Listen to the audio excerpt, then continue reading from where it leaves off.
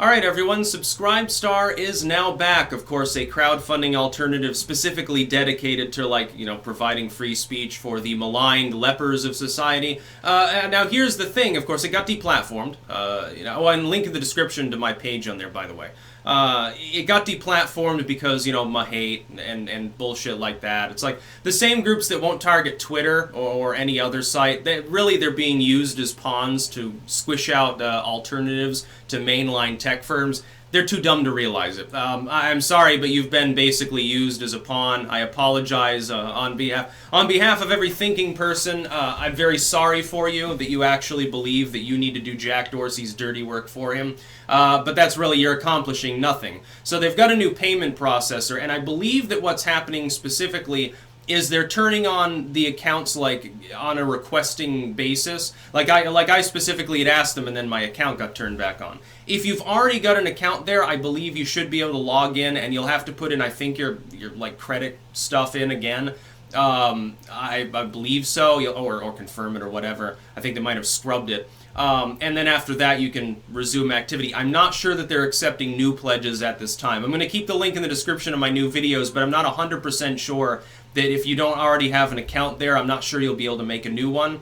I think that's definitely, obviously down the road that would be in the plans. This is basically now a repository of people who either got banned off of or lost a lot of support on Patreon and want those same people to be able to crowdfund them. Now, I believe their new processor takes a bigger cut, but it's like, who the fuck cares?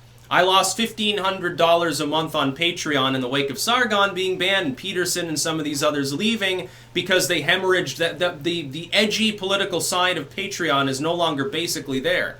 And people like myself who are sort of on the periphery of that, I'm a libertarian, I'm not interested in some of these other debates, nonetheless suffered a lot. Suffered specifically because a lot of those people left out of a sense of duty to do so to support free speech. Now, I'm not going to blame anyone for doing that. I can sort of understand, and if I were financially well off enough otherwise, I probably would do that too. But some of us, you got bills to pay, fucking student loans and shit. The other way to help me is you can buy my books. You get something physical and tangible in return that maybe you're interested in reading. So it's a good time for everybody. Now, I have my books, blogs, and most of the descriptions on YouTube.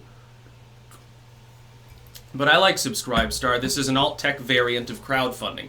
Now all we need is a specific processor and also a credit card company, and an ISP. So yeah, we need to raise like $1 trillion, but I think we can do it if we're able to do so. See, therein lies the problem. You've got a monopoly within Silicon Valley, and it's seeking to prevent itself from ever being competed with.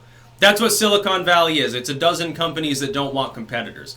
And they're using progressivism, so-called, and the war on hate, which, again, like the war on drugs or war on terror will never be won, they're using that as an excuse to basically attack their competitors, and they're using well-meaning but delusional individuals as cheap, expendable pawns in order to actually get that done. How wonderful it works for these companies. They barely have to lift a finger. That's about all. Peace out.